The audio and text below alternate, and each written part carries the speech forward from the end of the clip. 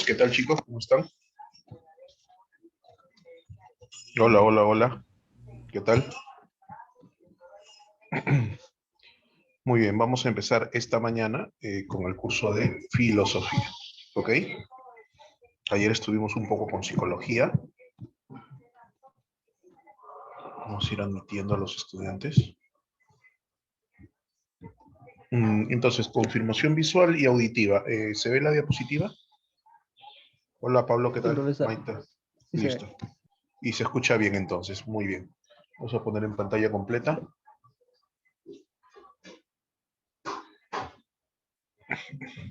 Un momentito.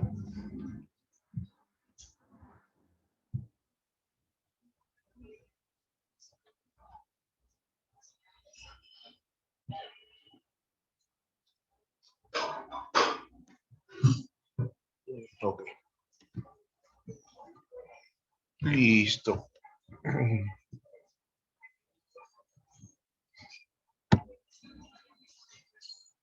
Ok, entonces en esta ocasión vamos a revisar un tema que también estamos apostando porque pueda venir en el examen de admisión, un tema en el cual ustedes tienen que estar finos, porque tienen que estar finos para poder eh, enfrentar cualquier pregunta de que pueda venir en el examen de admisión. Ok, listo. Una primera imagen entonces que de una u otra manera nos tiene que invitar a reflexionar, ¿no? A ver, esa imagen más o menos, ¿qué te dice?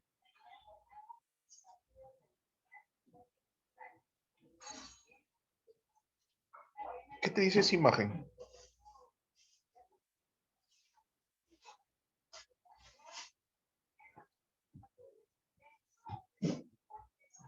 Es el mismo pensamiento, digamos, lo que piensa un ser humano mayormente.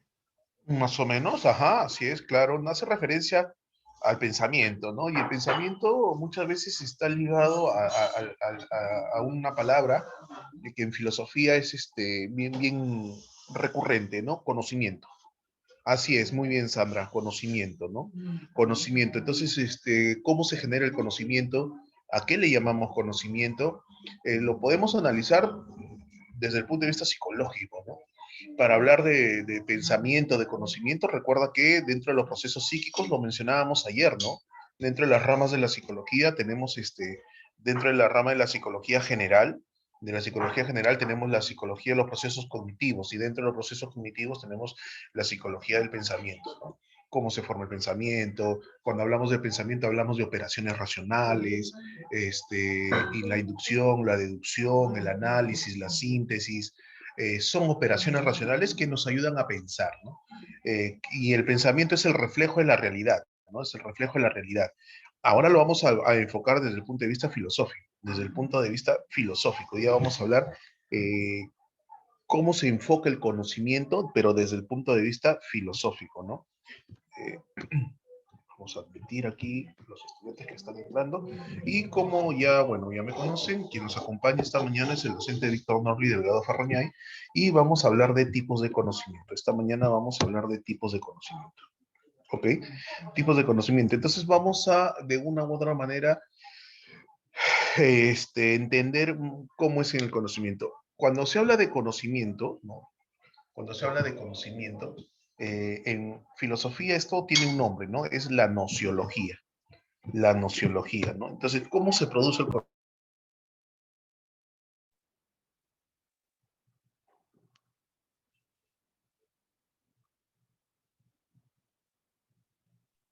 ¿Aló? ¿Me escuchan? Sí, se ¿Aló? escucha mucho por casualidad, teacher. Sí, sí, se escucha, teacher. Ya. Entonces necesito yo un sujeto cognoscente. Esto es en filosofía, ¿ok? En filosofía, por favor, ese es el lenguaje que tienen que recordar. Hay un sujeto cognoscente. Ya, este sujeto cognoscente, ¿qué hace? Conoce. Este sujeto cognoscente, ¿qué hace? Conoce. La pregunta es, ¿qué va a conocer? ¿Qué es lo que va a conocer? Al objeto conocido. ¿Ok? ¿Qué es lo que va a conocer? Al objeto conocido. ¿Correcto? Va a conocer al objeto conocido.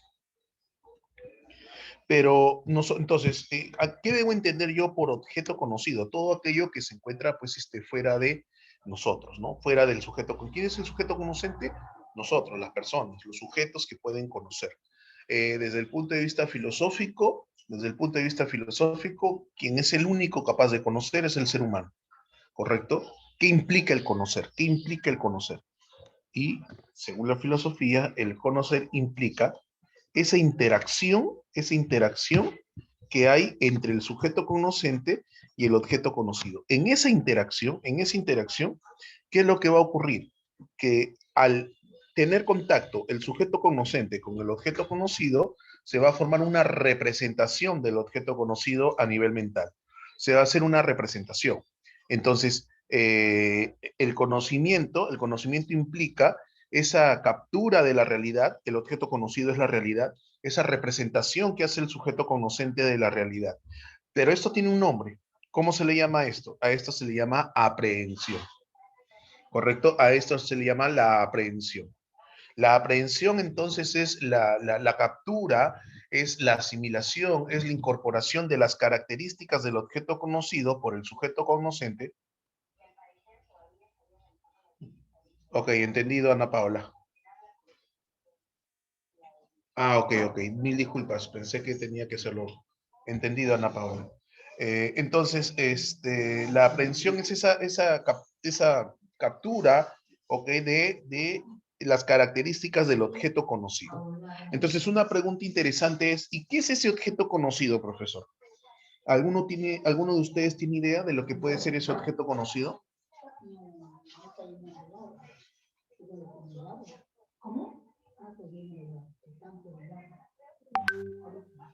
¿Alguno de ustedes tiene idea? Otra persona, puede ser otra persona, listo. ¿Qué más? Ya, sí. ¿Qué más podría ser ese objeto conocido?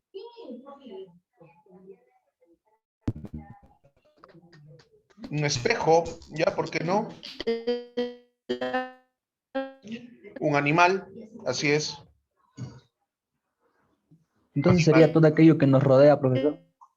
Ok, y la gran pregunta es, déjame por favor poner acá a todos.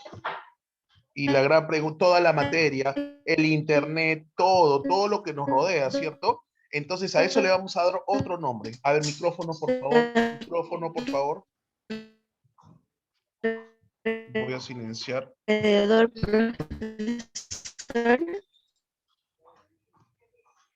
A ver, todo lo que nos rodea, sí.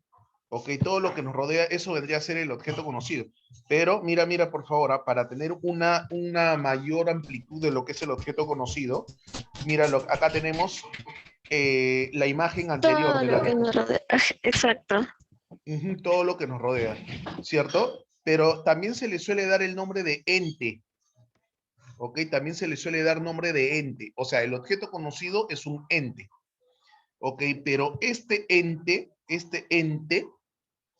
¿ok? Este ente puede ser, presta atención, ¿ah?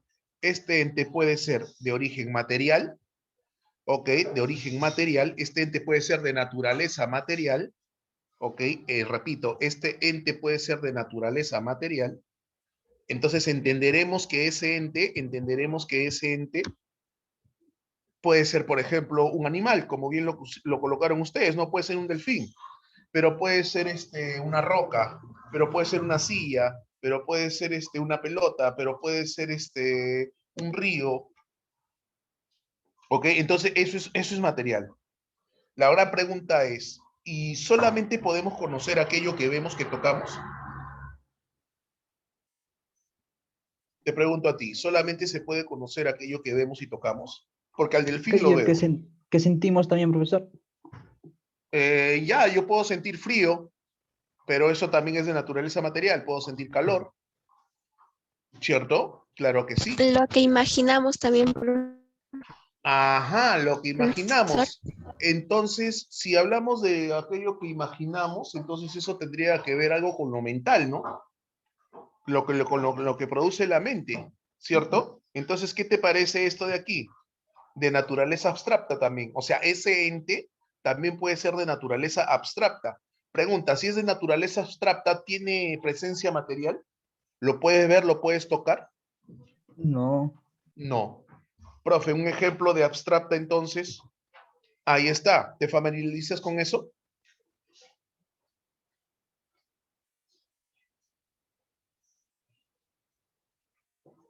¿Te familiarizas con eso?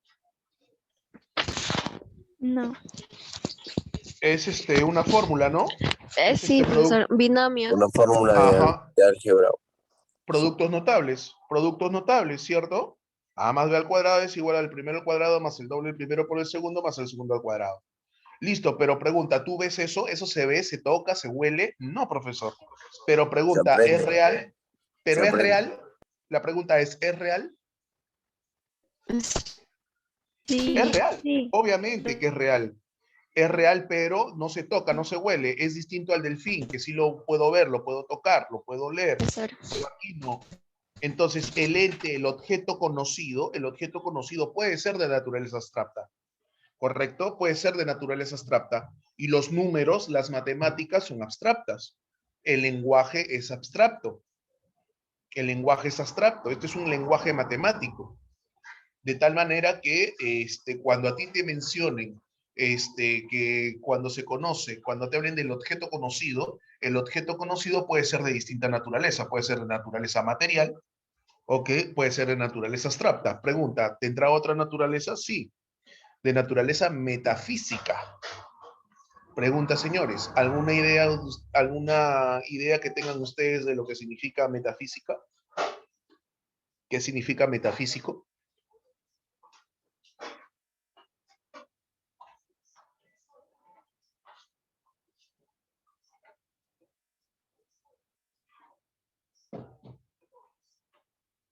¿Alguna idea de lo que es metafísico?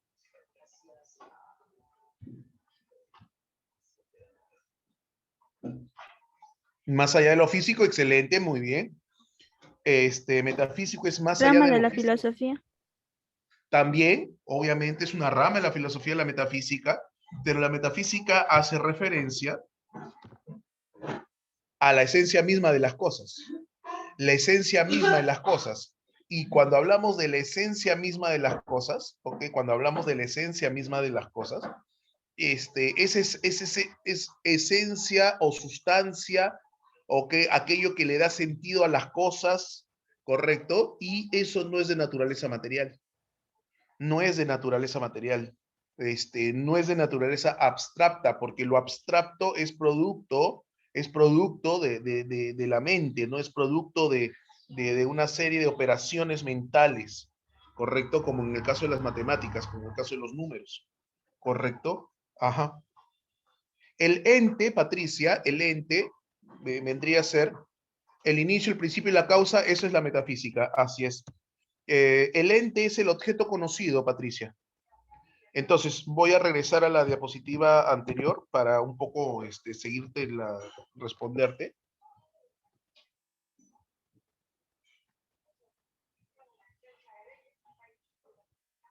Ahí está.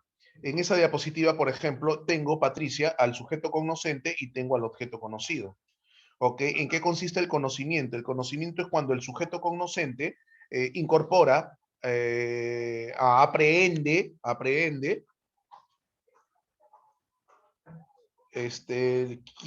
quien se encarga de admitir a los estudiantes, me parece que es la encargada, Alessandra. ¿Alessandro o Alessandro?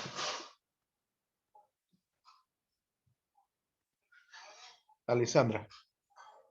Quien se encarga de admitir es la encargada.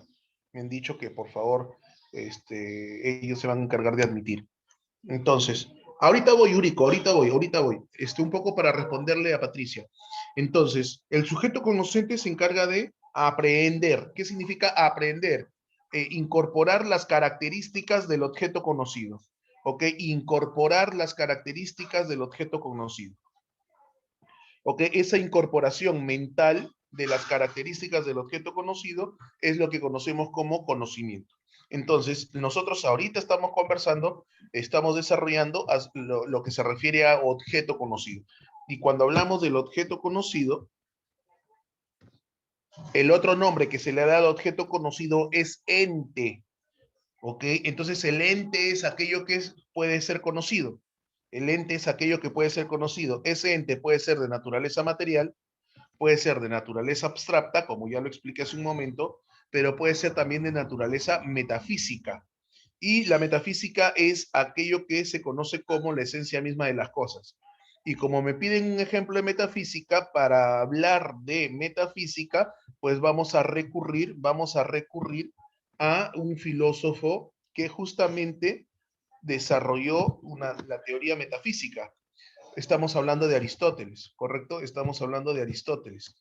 Entonces, por ejemplo, con Aristóteles, usted para entender la metafísica aristotélica, una de las teorías de Aristóteles es la teoría del acto y potencia. Esto que tú ves aquí en la izquierda, esto que tú ves aquí, voy a poner el puntero, esto que tú ves aquí a la izquierda es una bellota, ¿no? Es una semilla, correcto, es una semilla, correcto, es una semilla, correcto. Y la teoría de Aristóteles habla acerca de la metafísica aristotélica, cuando habla de la esencia de las cosas dice, son en acto y son en potencia. ¿Correcto? Entonces, la pregunta es, en acto, lo que es en el presente. ¿Esto qué cosa es? Es una semilla, o sea, su esencia es ser semilla, ¿cierto? Pero pregunta, ¿solamente será semilla? No. ¿Por qué? Porque en potencia, ¿ok? En potencia es aquello que no es, pero que podría llegar a ser. Aquello que no es, pero podría llegar a ser. Entonces, esta semilla, ¿qué puede llegar a ser? Puede llegar a ser un árbol, pero eso viene a ser la potencia, lo que se puede llegar a ser. Entonces, aquí la esencia, aquí la metafísica, ok, lo metafísico hace referencia a la esencia. ¿Qué cosa es? ¿Es semilla? Sí, es semilla, o sea, su esencia, ¿qué es lo que hace que sea semilla? Pero esto se debe entender desde el punto de vista metafísico aristotélico, desde dos puntos de vista, aquello que es y aquello que no es, pero podría llegar a ser. Como podrás entender, ok, como podrás entender si yo retrocedo la diapositiva, lo metafísico es un poquito más complejo de entender que lo material y lo abstracto. Es un poquito más complejo porque estamos hablando de la esencia misma de las cosas. Estamos hablando de la esencia misma de las cosas. Lo material es un poquito relativamente sencillo porque es lo que veo, lo que toco y ya está. Lo abstracto, lo que yo razono, ¿no? Lo que yo razono en las matemáticas, el lenguaje es producto del razonamiento y todo eso. Pero lo metafísico, ajá, sí, Yuriko, algo así. Ok, entonces, ¿qué ocurre? En todo caso, ¿qué te parece este otro ejemplo, Yuriko? A ver, acto es un bebé, sí, en acto es un bebé, un niño, pero en potencia ese niño puede llegar a ser, ¿qué podría llegar a ser? Ingeniero, arquitecto, abogado. Podría, puede que no, puede que sí. Puede que no, puede que sí. ¿Correcto? Entonces nosotros colocamos el ejemplo de Aristóteles para entender lo que es metafísica, pero además de eso, ¿ok? Además de eso, vamos a colocar otro ejemplo para que se entienda mejor, ¿ok?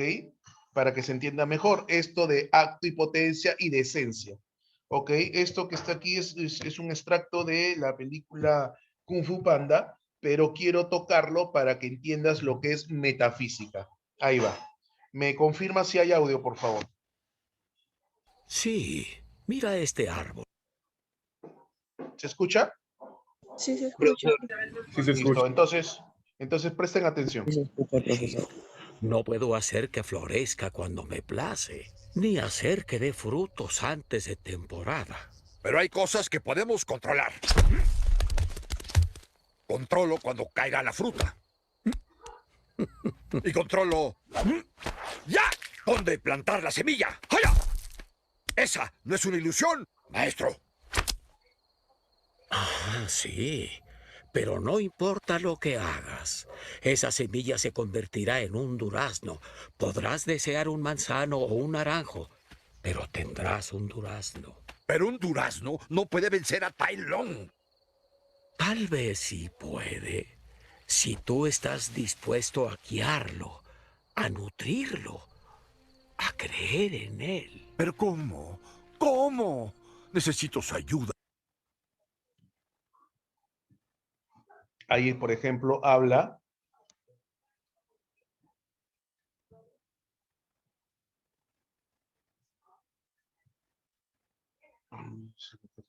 a ver, otra vez, por favor. Vamos a ver, ¿ah?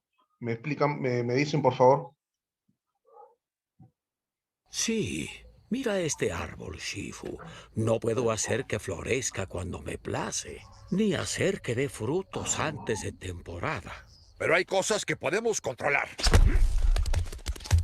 Controlo cuando caiga la fruta. Y controlo... ¡Ya! ¿Dónde plantar la semilla? ¡Haya! Esa no es una ilusión, maestro. Ah, sí, pero no importa lo que hagas. Esa semilla se convertirá en un durazno. Podrás desear un manzano o un naranjo, pero tendrás un durazno. Ahí está, por ejemplo, ahí habla de acto y potencia, ¿no? Acto es la semilla, ¿ok? Y podría llegar a convertirse en un durazno, en un árbol de durazno. Pregunta, ¿pero qué necesita? Necesita algunos factores. O sea, entender esa esencia de la vida, de las cosas, eso es metafísica para el señor Aristóteles. Eso es metafísica. ¿Ok? Otra teoría de Aristóteles que nos habla de metafísica para que quede claro lo que es metafísica, es la teoría de sustancia y accidente. ¿Ok? Sustancia y accidente. Algo similar a lo que mencionó tu compañera, profesor, bebé adulto, más o menos. Yo tengo como esencia, la sustancia debes entenderla como esencia. Yo tengo como sustancia, como esencia al ser humano, ¿cierto? Listo. Pero este ser humano puede ser un hombre, puede ser una mujer, puede ser un niño, puede ser una niña. En cualquiera de los cuatro casos sigue siendo ser humano. En cualquiera de los cuatro casos sigue siendo ser humano. Pero el que llegue a ser hombre, mujer, niño o niña, eso es un accidente. La teoría de sustancia y accidente de Aristóteles. O sea, Aristóteles utiliza su teoría de acto y potencia y su teoría de sustancia y de accidente para explicar el ser, para explicar la esencia misma de las cosas.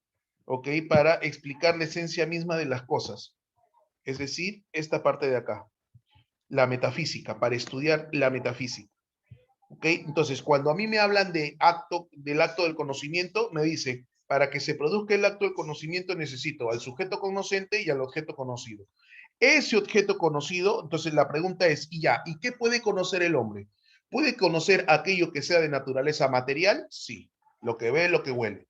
¿Puede conocer aquello que es de naturaleza abstracta? Sí, como las matemáticas y el lenguaje, los símbolos. Sí, pero también puede llegar a tener un conocimiento de aquello que es que no se ve, que no se toca, pero que le da sentido a las cosas. A eso se le llama metafísica.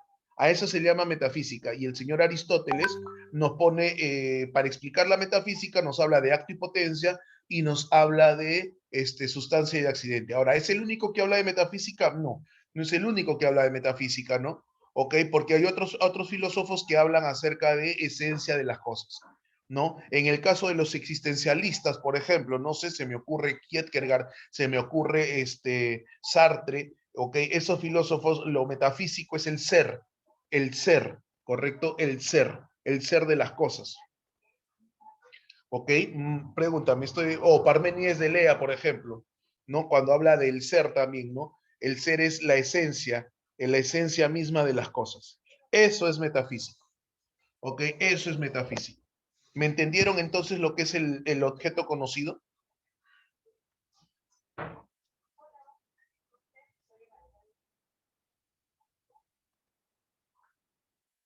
¿Aló? Sí, profesor. Sí, profesor. Listo. Entonces, por favor, no se vayan a olvidar, ¿ah? No se vayan a olvidar, no se vayan a olvidar. Ya, entonces esto ya lo pasamos. Esta es la teoría de Aristóteles de acto y potencia. Ya les hemos explicado el video que refuerza esa idea. Y luego la teoría de sustancia y accidente hemos tomado como referencia a la teoría aristotélica. Muy bien. Ahora nos concentramos en lo que es tipos de conocimiento, ¿correcto? Nos concentramos en lo que es tipos de conocimiento.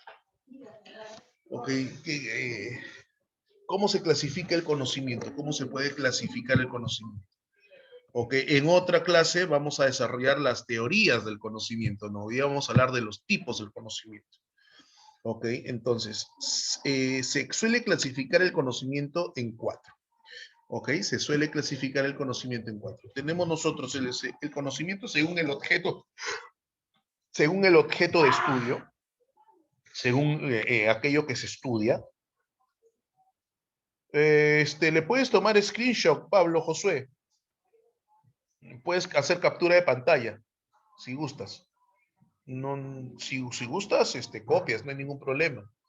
Ok, pero se sugiere pues hacer captura de pantalla para que pues lo tengas como referencia. Espero que se les haga llegar el material que se ha preparado para ustedes y material teórico, ¿no? Que es básicamente un esquema y preguntas, básicamente eso. Ok, listo, gracias. Entonces ahí tenemos nosotros, por ejemplo, según el objeto de estudio, el conocimiento se clasifica en conocimiento racional, ok, conocimiento racional y conocimiento sensible. Al conocimiento sensible también se le da el nombre de conocimiento empírico, ok, empírico. Ok, según el objeto de estudio, el conocimiento se clasifica en conocimiento racional y conocimiento sensible. En el caso del conocimiento sensible, se suele clasificar en conocimiento sensible directo y conocimiento sensible indirecto. Los ejemplos vienen en las siguientes diapositivas. Ok.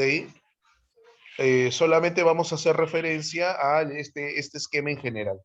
Entonces, según el objeto de estudio, el conocimiento se clasifica en racional, correcto y en sensible. Y en lo que se refiere al conocimiento sensible, se clasifica en conocimiento directo e indirecto. Según el grado de validez del conocimiento, si el conocimiento es válido o no es válido, por ejemplo, ¿no? Según si el conocimiento es válido o no es válido, micrófono, por favor, si fueras tan amable.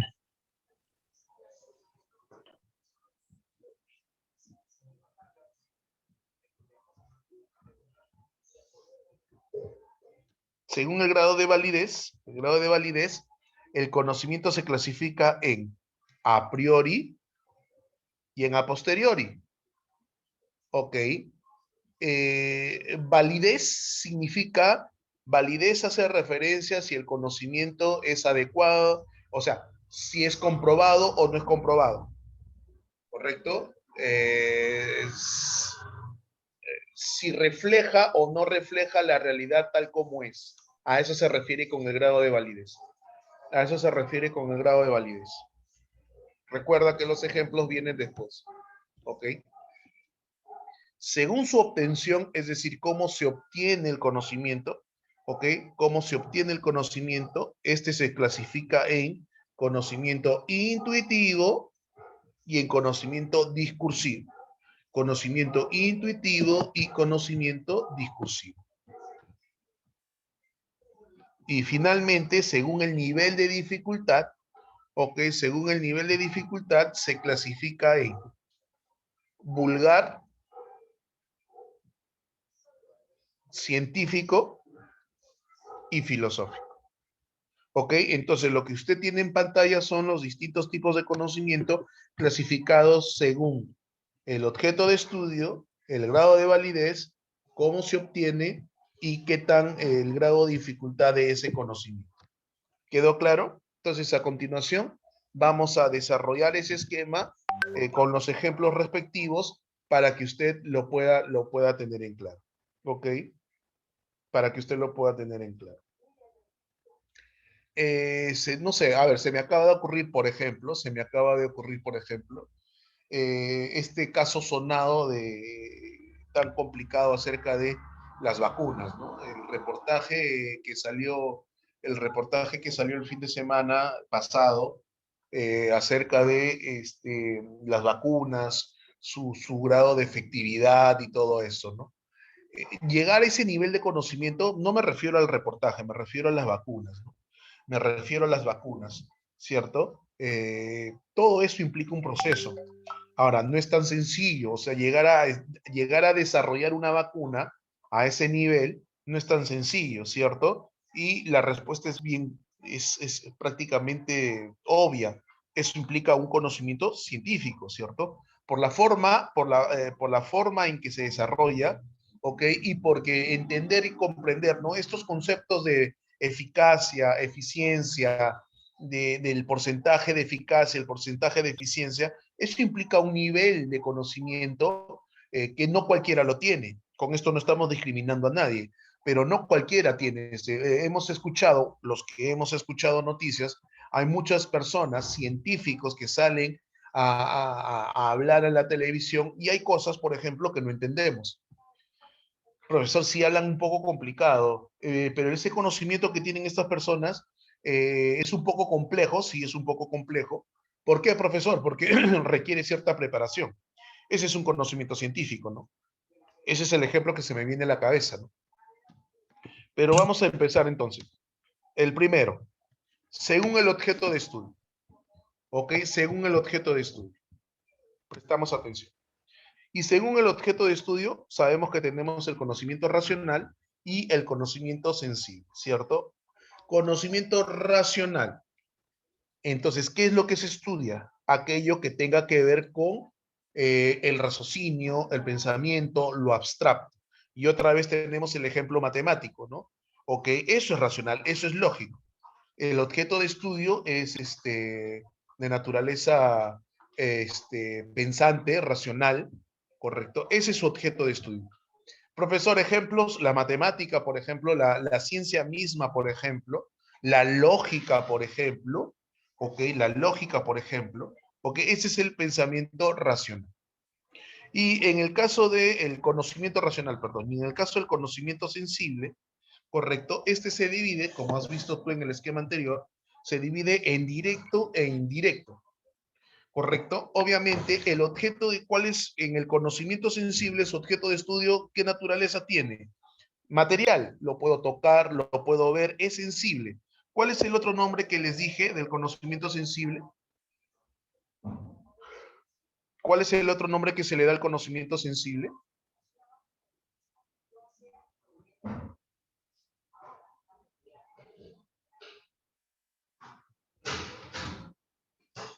Empírico, gracias, muy bien, claro. El conocimiento empírico. Entonces, es empírico directo, empírico directo e indirecto, ¿cierto? Claro que sí.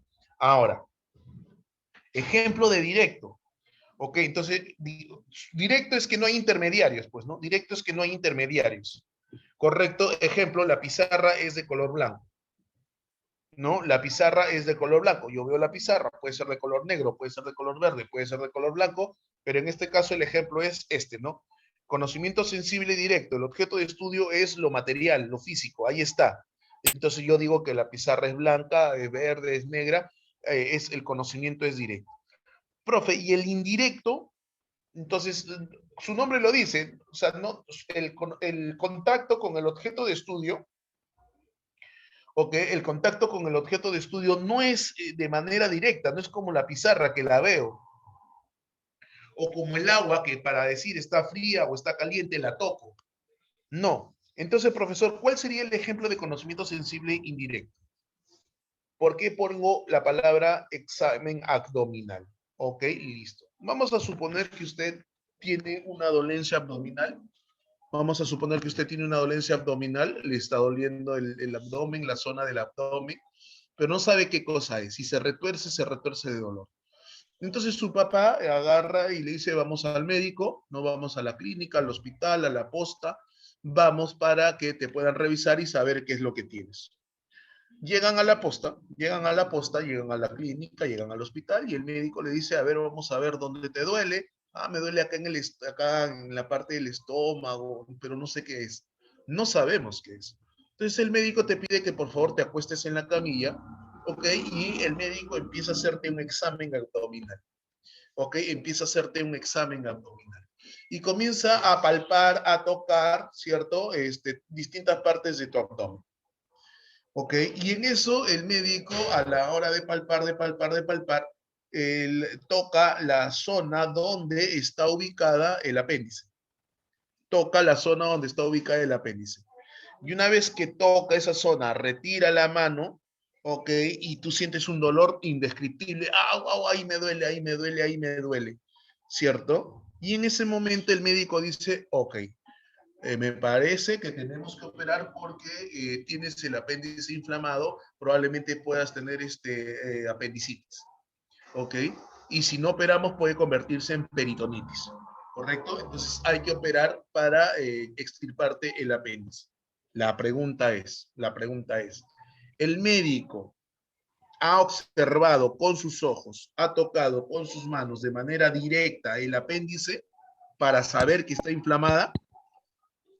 No, pues solo vio los malestares nomás.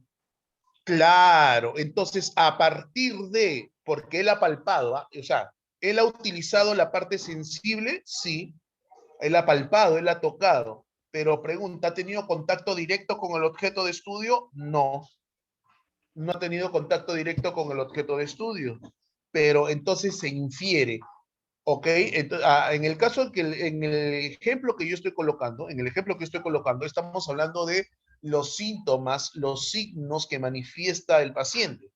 Y a partir de ahí, de esos síntomas sensibles, información sensible que toca, infiere una respuesta, el apéndice está inflamado.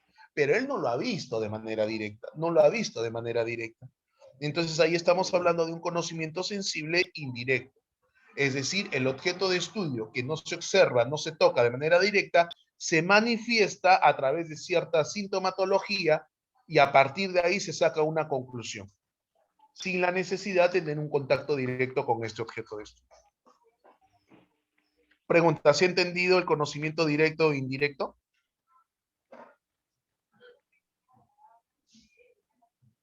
¿Aló? Sí, profesor. Listo, ok, muchachos.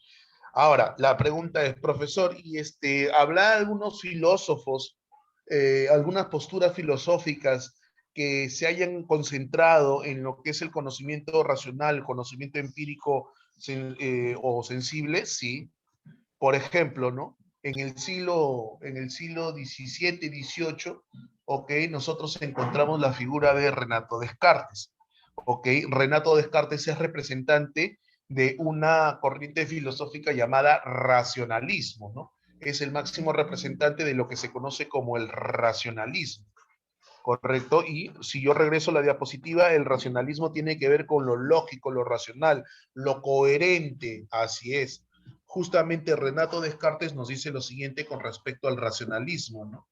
Descartes dice que el alcanzar la verdad, ¿ok? La verdad absoluta, ¿ok? Se logra única y exclusivamente a través de la razón, a través de lo racional, ¿correcto? A través de lo racional, ¿ok? Listo. ¿Por qué? El tema del apéndice.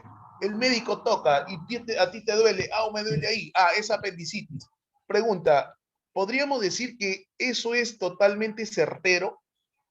¿Podría caber la posibilidad de que el médico se equivoque?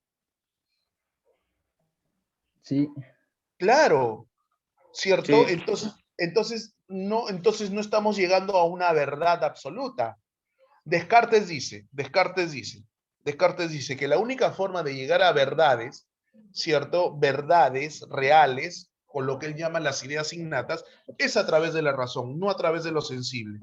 ¿Ok? Entonces Renato Descartes dice que para razonar, para alcanzar esas verdades, la mente humana utiliza ciertas operaciones. ¿Ok? ¿Cuáles son esas operaciones?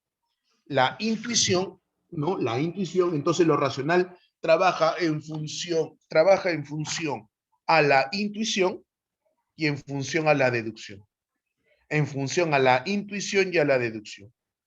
Para Descartes, ¿qué cosa es la intuición? Es captar los conceptos más simples, más sencillos a través de la intuición. Y la deducción es la inferencia que es necesaria, ¿ok? Es como llegar a una conclusión, ¿no? Se deduce, se concluye, llegar a las conclusiones. Entonces, Descartes nos habla acerca de operaciones mentales. Yuriko, claro que, a ver, para responder a Yuriko, buena pregunta. ¿Y sensible y directo no es verdad absoluta? Es que para Descartes eso sería muy simple, muy sencillo, para Descartes. ¿Ok? Eso sería muy sencillo. Entonces, eso no representaría una verdad absoluta. Las verdades absolutas son aquellas que en lenguaje cartesiano tendría que ser algo claro, claro y distinto, que no lleve a confusión. Porque una pregunta interesante, Yuriko, sería, el ejemplo de la pizarra es blanca. La pregunta ¿es blanca en realidad? ¿Qué es el blanco?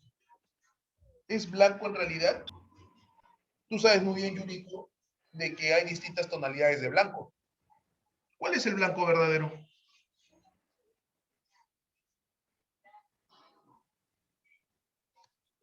¿Podríamos decir que hay un blanco verdadero a partir del cual se derivan los demás blancos? Blanquito nieve, esa Yuriko. Blanquito nieve, profe. Ya, entonces no podemos decir, eso no es absoluto. La pizarra es blanca, pero ¿qué es blanco? No, ¿qué es blanco? Entonces, Descartes es el máximo representante de lo que se conoce como el racionalismo, y el racionalismo es el que plantea que las verdades absolutas se alcanzan única y exclusivamente a través de la razón, de lo racional, no de lo sensible, no de lo sensible, sino de lo racional. Ok, Juan Diego, ¿es un color? Sí, y podríamos decir que eso sería la esencia, ¿no? Color, pero no qué color, sino simplemente color, así como decía Aristóteles, ¿no? La esencia misma de las cosas. Ok, entonces ahí tenemos a Descartes. Descartes también dice lo siguiente, ¿no? Que él habla acerca de ideas, ¿no? Estas ideas, ok, estas ideas, que podríamos entenderlas como, las podríamos entender como estas verdades que no tienen discusión, ok, a él le llama las ideas innatas, las ideas innatas.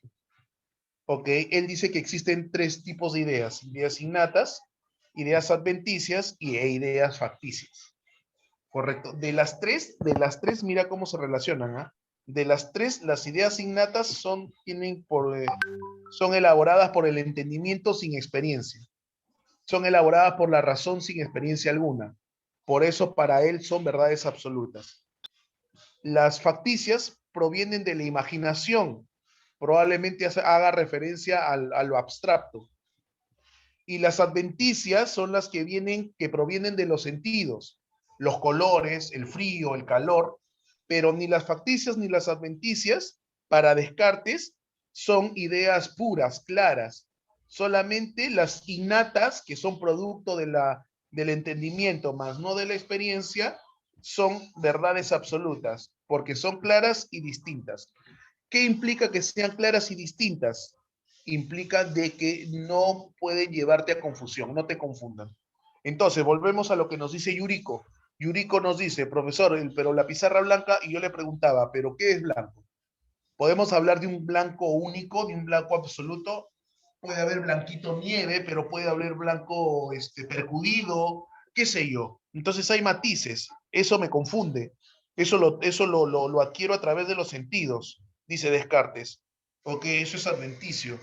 Las facticias, la imaginación. Yo puedo pensar, por ejemplo, en un minotauro, pero el minotauro no existe.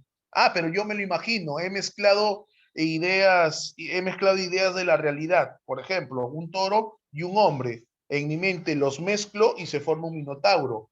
O una sirena, una mujer y un pez. Ah, ¿verdad, no, profe? Ya, pero pero eso me confunde, profesor.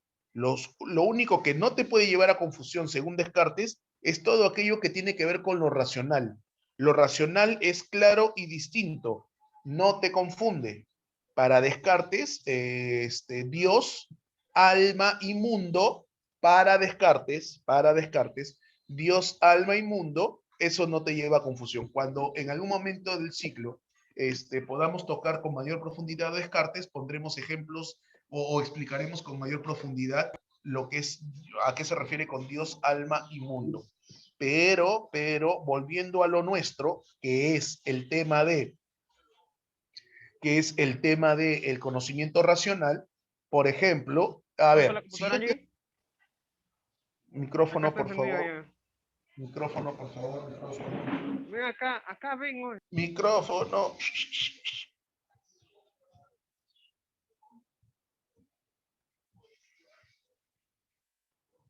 Ya está. Cuando a ti te hablan de Descartes, ¿qué relación tiene Descartes con la geometría, por ejemplo? A ver. ¿Qué relación tiene Descartes con la geometría, por ejemplo? Descartes con la geometría.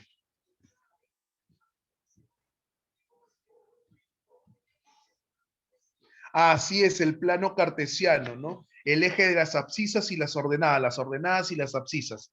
X, Y, ¿cierto? Claro que sí. Profesor, el plano cartesiano, perfecto. Y cuando te hablo de plano cartesiano, te hablo de geometría, y si te hablo de geometría, te hablo de matemáticas. Las matemáticas, y regreso a la diapositiva anterior, y regreso a esta diapositiva.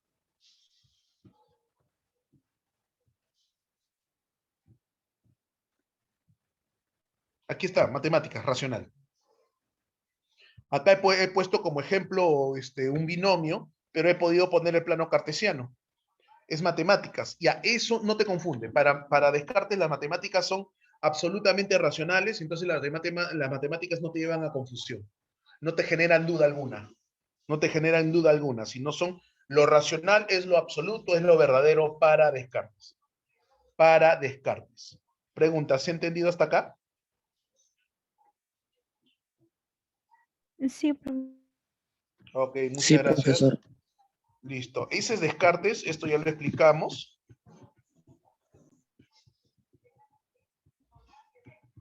Profe, y en el caso del conocimiento sensible o empírico, en el caso del conocimiento sensible o empírico, nosotros tenemos a otro filósofo, ¿ok? Que es opuesto, contrario a la postura de Descartes, John Locke, por ejemplo, ¿no? Que es representante del empirismo, ¿cierto? Con Locke, por ejemplo, encontramos la teoría de la tabula rasa. Tabula rasa. ¿Qué significa tabula rasa? ¿Alguien tiene idea? Tabula rasa.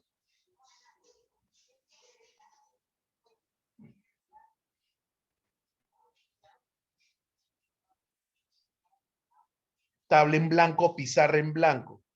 Otro dato importante cuando te hablen de lo racional, ahora no me confundas, una cosa es conocimiento racional y otra cosa es racionalismo, ¿ok? Están ligadas, sí, pero no es lo mismo. El conocimiento racional, ¿ok? El conocimiento racional hace referencia a que el objeto de estudio es de naturaleza lógica, coherente, racional, ¿ok? Y el racionalismo es la postura filosófica que afirma que el conocimiento, ¿ok? El conocimiento real, verdadero, es el único que se alcanza a través de lo racional. Es el único que se alcanza a través de lo racional. No es lo mismo. Lo mismo ocurre acá. Para el racionalismo existen las ideas innatas.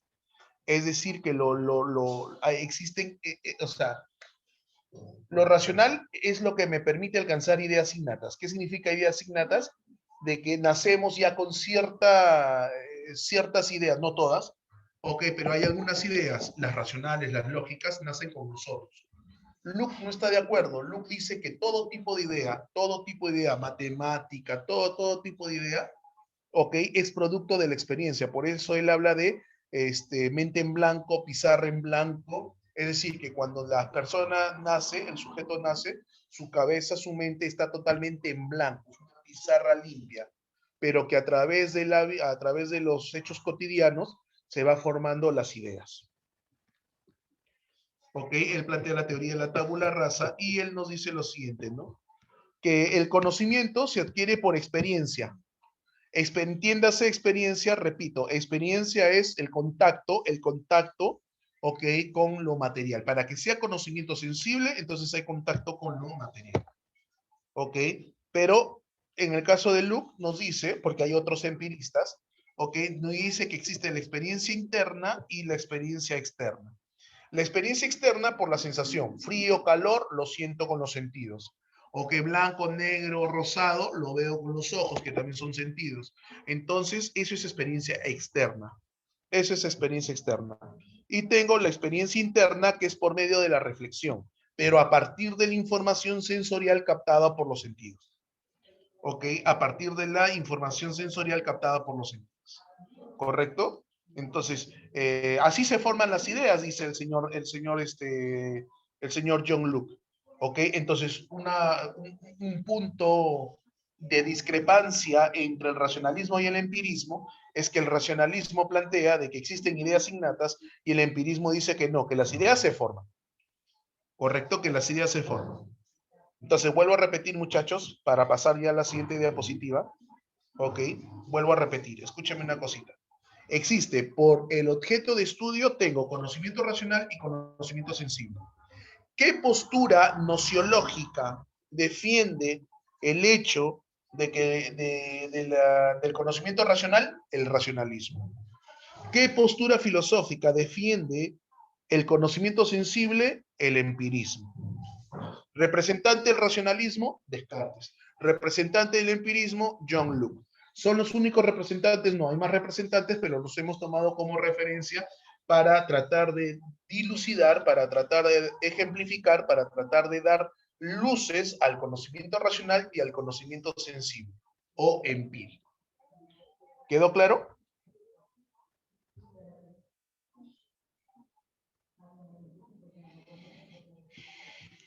Oh, listo. Seguimos con Locke, algunas ideas de Locke también para completar ya las teorías de Locke. Él nos habla de experiencia interna y experiencia externa, como te dije hace un momento. Entonces, las ideas, como te decía, no es que nazcan contigo. Recuerda que el empirismo no acepta la teoría de que existen ideas innatas, no. Sino que las ideas se forman gracias a la experiencia interna y gracias a la experiencia interna, externa e interna. ¿Ok? A partir de ahí se forman ideas simples y se forman ideas complejas. ¿Ok? Se forman ideas simples e ideas complejas. Las ideas simples se forman de manera pasiva, se obtienen a través de la sensación y de la reflexión, pero las ideas complejas se forman de forma activa y se produce por la combinación de ideas simples. Ideas complejas para John Locke y para el empirismo puede ser el tema de las matemáticas, ¿ok? Complejo, sí, pero para tener, por ejemplo, la noción de cantidad, ¿no? 2, 3, 4, la noción de cantidad, he tenido que ver algo en la realidad, ¿no? Y aquí ya nos metemos en una discusión un poquito compleja, ¿no? Sí, por ejemplo, el tema de los números, ¿de dónde nacen los números? Los números aparecen porque sí en nuestra mente, eso sería una postura racionalista. Mientras que una postura empirista diría, no, pues he tenido que ver en la realidad, un árbol, 2 árboles, 3 árboles, pero he tenido que ver los árboles y a partir de ahí, que son ideas simples, a partir de ahí relacionarlos en mi cabeza. Esas son ideas complejas. Esas son ideas complejas. ¿Ok? ¿Se entendió la idea de lo que estoy explicando, muchachos?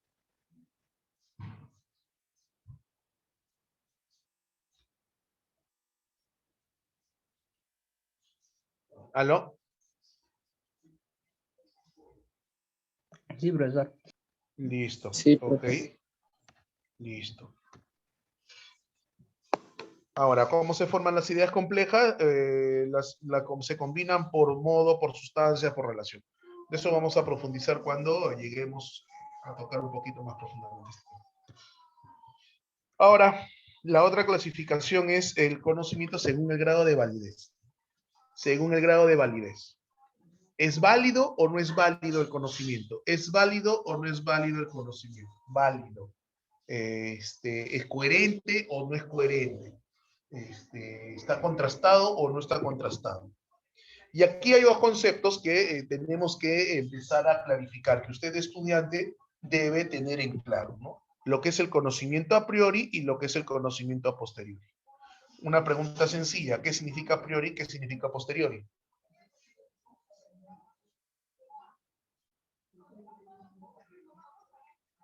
¿Qué significa a priori? ¿Qué significa a posteriori?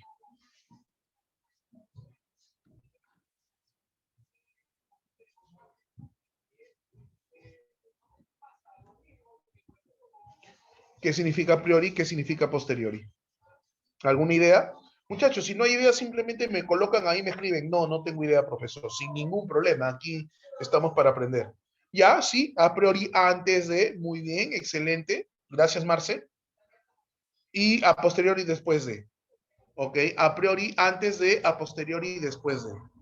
¿Ok? Ya, esa es una idea válida, ¿sí? Pero hay que pulirla, hay que pulirla.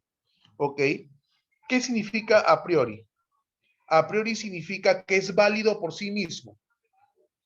Escúchame bien, ¿ah? Antes de poner el ejemplo, antes de poner los ejemplos. ¿Qué significa a priori? Que es válido por sí mismo. ¿Ok? Repito, es válido por sí mismo. ¿Qué implica, profesor, que sea válido por sí mismo? Que no necesita ser demostrado, comprobado, contrastado con la realidad. Otra vez. ¿Qué significa a priori? Que es válido por sí mismo. ¿Significa antes de? Sí, sí, significa antes de. Pero una definición más adecuada es decir que a priori significa que es válido por sí mismo. ¿Qué implica que sea válido por sí mismo? Que no necesita ser demostrado, contrastado, comprobado para ser verdad, para ser cierto. Entonces, como ejemplo de a priori, tenemos el triángulo tiene 3 lados. Ok, el triángulo tiene, obviamente que estamos, estamos cometiendo el error de redundancia. Micrófono, por favor. Ok, de redundancia, pero, dime tú, si tú dices que el triángulo tiene 3 lados, pregunta, ¿eso necesita ser demostrado? ¿Necesita ser comprobado? ¿O de por sí es válido? No necesita decirse que tiene 3 lados.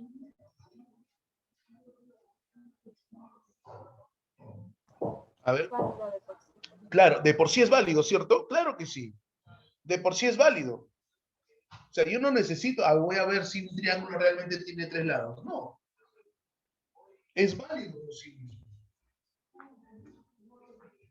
¿Correcto? Es válido por sí mismo. Profe, entonces si a priori significa que es válido por sí mismo, que no necesita ser contrastado, no necesita ser comprobado, no necesita ser corroborado con la realidad. ¿Qué significará a posteriori? Que necesita ser comprobado con la realidad para Que no es válido por sí mismo. Que no es válido, que para saber si es válido o no, necesita ser contrastado. Que para saber si es válido o no, necesita ser contrastado. ¿Estamos de acuerdo? Profe, ejemplo, el triángulo es rectángulo. Si yo a ti te digo que un triángulo es rectángulo, pregunta, ¿qué necesitas comprobar?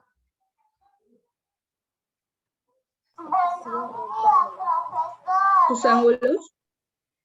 Claro, ¿y qué pasa con sus ángulos?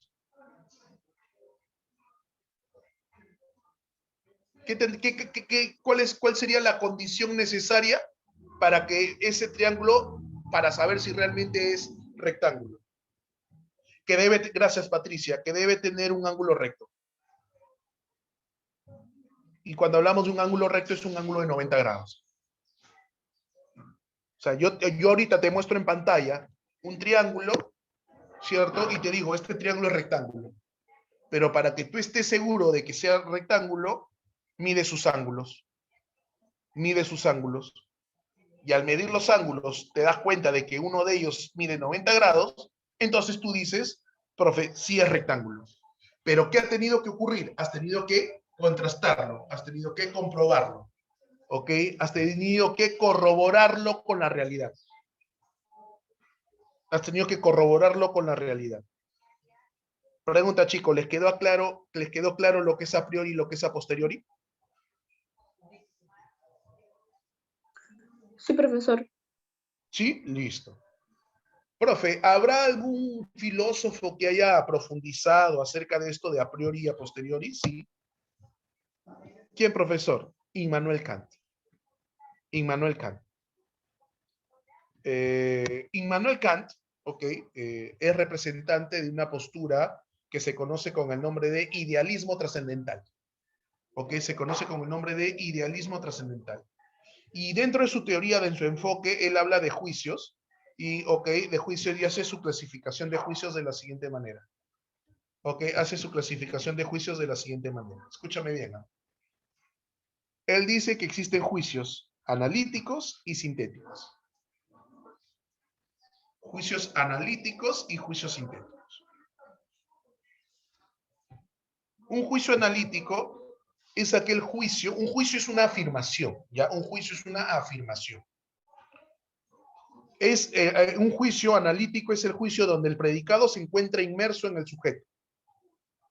El predicado se encuentra inmerso en el sujeto. ¿Ok? Y los juicios sintéticos, es donde el predicado no se encuentra inmerso en el sujeto. El predicado no se encuentra inmerso en el sujeto. Pero, acá viene el detalle. Los juicios analíticos siempre son a priori.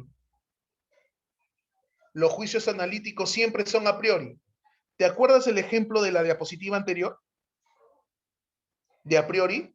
¿Te acuerdas el ejemplo de la diapositiva anterior de a priori? Ya. ¿Cuál es el ejemplo? ¿Cuál es el ejemplo de a priori? El triángulo tiene 3 lados. El triángulo tiene 3 lados. Entonces, dime tú, ¿el predicado se encuentra inmerso en el sujeto? Sí. El triángulo tiene 3 lados. ¿Cuál es el sujeto? Triángulo. ¿Cuál es el predicado? 3 lados. ¿Estamos de acuerdo o no? ¿Estamos de acuerdo o no? Triángulo es sujeto y 3 lados es predicado. ¿Estamos de acuerdo? Sí. Entonces, el predicado está inmerso en el sujeto. Quiere decir que está implícito. A eso se le llama analítico. Y los analíticos siempre son a priori. ¿Por qué? Porque son válidos por sí mismos. Porque son válidos por sí mismos. Los juicios sintéticos, el predicado no se encuentra inmerso en el sujeto, pero dice Kant que hay sintéticos a priori y hay sintéticos a posteriori. Hay sintéticos a priori y hay sintéticos a posteriori. Ejemplo de a priori o característica de analítico a priori. Los juicios analíticos a priori son, dice, tautológicos. Su principio básico es el de no contradicción. No lleva contradicción. El decir, el triángulo tiene 3 lados, eso jamás te va a confundir. Nunca. Es una verdad absoluta. Es tautológico. Ya. Pero el sintético a priori son científicos y están basados en la experiencia.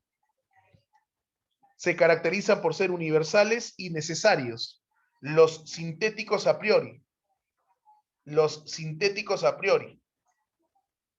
¿Correcto? Entonces, si yo te digo, por ejemplo, ¿no? Alguna ley científica,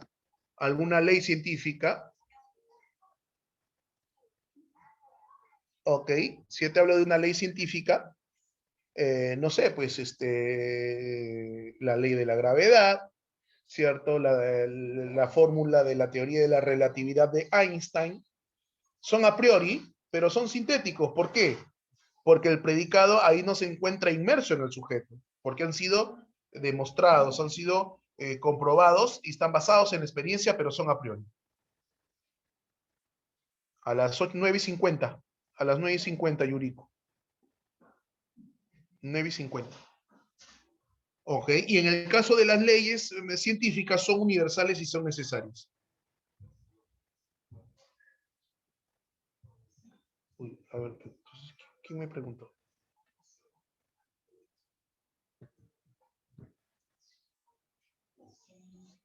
Uy. Uy, ya me hiciste...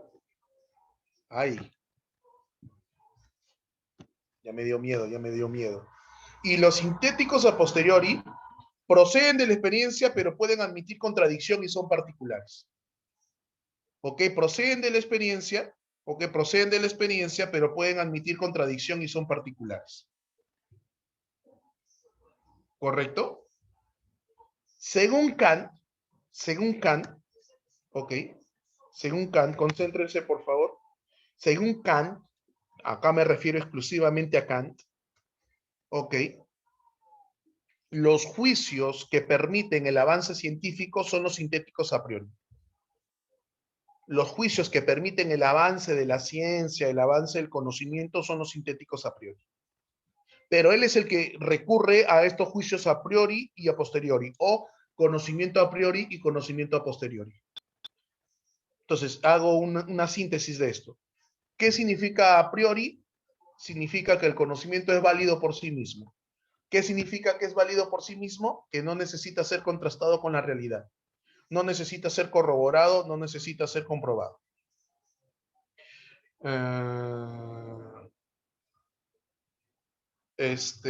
Y el a posteriori,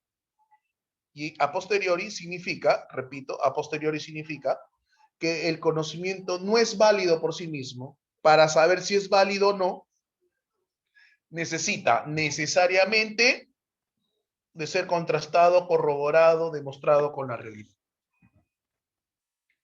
Pregunta, ¿se entendió?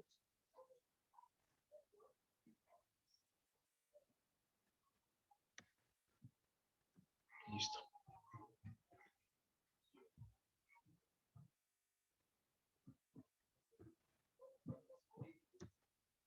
Ahora tenemos según su obtención, o sea, ¿cómo obtenemos el conocimiento? ¿Cómo se obtiene el conocimiento? Y según su obtención, el conocimiento puede ser intuitivo o discursivo. ¿Cómo lo obtienes? ¿Cómo llegas al conocimiento? ¿Cómo llegas a tener el conocimiento? Puede ser de manera intuitiva o puede ser de manera discursiva. ¿Ok? Puede ser de manera intuitiva y discursiva. Y aquí lo intuitivo probablemente sea un poquito complicado de explicar, ¿no? Porque lo intuitivo está relacionado con la intuición. Y muchas veces nosotros llegamos a tener conocimiento de las cosas sin mayor preparación, sin mayor estudio, sin mayor, o sea, sin mayor preparación, pues, o sea, no necesito un pregrado, un posgrado, un doctorado, no, son conocimientos que puedo llegar a tener de manera intuitiva. Eso que algunos podrían llamar hasta sexto sentido, ¿ok? Sin llegar a lo esotérico, sin llegar a lo esotérico, pero que algunas cosas se obtienen por intuición, ¿no? A ver, utilizando un término coloquial, cuando las personas dicen me tinca que, ¿no has escuchado eso? Las personas cuando dicen me tinca, o sea, me parece que, creo que, algo así vendría a ser lo que queremos decir con el conocimiento intuitivo. Entonces, el conocimiento intuitivo es inmediato de lo que está aconteciendo sin necesidad de que la situación sea analizada. O sea, esa sensación de que va a pasar algo o de que está sucediendo algo y que lo entiendes de manera inmediata. A ver, no es casualidad que yo también me llamo. Pero sí, perdón. Disculpen. ¿Puedo continuar? Gracias. Ok, entonces el conocimiento intuitivo es ese, ¿no?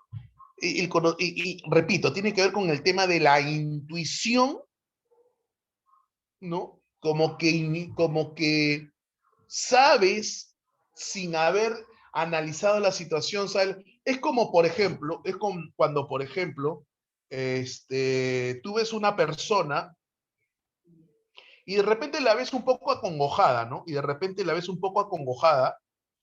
Y de repente así, sin haber analizado nada, tú agarras y dices, ya te peleaste, ¿no? Con él, ¿no? Ya te peleaste con él. Ay, siempre te digo que no le hagas caso y siempre terminas así. No te contó, no te dijo qué pasó, pero intuyes, a partir de lo que ves, intuyes, ¿ok? Intuyes lo que está pasando. Una preguntita, ¿van a conversar entre ustedes o me van a escuchar? Simplemente para saberlo.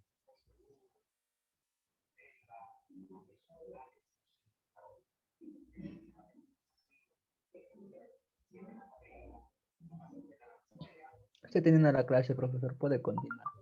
Gracias, muchas gracias. Ok, entonces el conocimiento intuitivo, ok, el conocimiento intuitivo no requiere de preparación alguna. Su explicación es un poco complicada. ¿Por qué complicada? Porque como no necesitas, este conocimiento se obtiene sin haber tenido, o sea, profesor, este conocimiento lo puede tener cualquier persona, sí. No necesita mayor preparación, ni primaria, ni secundaria, nada. No necesita ni saber leer, ni escribir, nada. es un conocimiento que se da, ¿ok? Por un análisis inmediato, ¿no? De la situación. Pero no es que sea un análisis complejo, ¿no? Por eso dice, sin la necesidad de que la situación sea analizada, y ahí seguramente faltó añadir de manera sistemática, de manera ordenada, no, sino es casi inmediato. Como te decía, un buen ejemplo de esto es el tema de la empatía, ¿no? Claro, porque tú al ver a esta persona que está así media congojada, tú dices, uy, algo le ha pasado. Y sin saber realmente qué le ha pasado, tú te das cuenta de que algo le ha pasado. Disculpa, ¿me estoy dejando entender? Sí, profesor. Sí, profesor. Ya, entonces ese es el conocimiento intuitivo. Pero el discursivo, ¿ok? Es el conocimiento que se adquiere recorriendo diversos enunciados o proposiciones, enlazándolas entre sí por razonamientos. El conocimiento discursivo es el conocimiento que se obtiene a partir de razonamientos, ¿ok? Este sí necesita, por ejemplo, cierta preparación, ¿ok? Este sí necesita, por ejemplo, este tipo de conocimiento necesita tener cierto conocimiento previo, ¿ok? Sí necesita tener cierto conocimiento previo, pero es el conocimiento que se va hilvanando, que se va forjando, que se va desarrollando, ¿ok? A partir de proposiciones, de enunciados, como que vas enlazando de manera racional, de manera lógica, ideas para llegar al conocimiento, ¿no? Es probablemente lo que yo estoy haciendo en estos momentos. Por eso se llama discursivo, porque tiene que ver con una especie de discurso que se va elaborando, va elaborando para llegar a un conocimiento. Lo que yo estoy haciendo, lo que se hace en hemos hecho clase de psicología ayer, hoy día de filosofía, y seguramente tus distintos profes, cuando te van explicando y van hilvanando ideas, razonamientos de una manera ordenada, de una manera sistemática para llegar a conocer algo, eso es conocimiento discursivo. Mientras que el intuitivo, repito, no necesita preparación, es un conocimiento inmediato de lo que está ocurriendo, ¿ok? De lo que está ocurriendo en nuestro alrededor. Pregunta, ¿se entendió?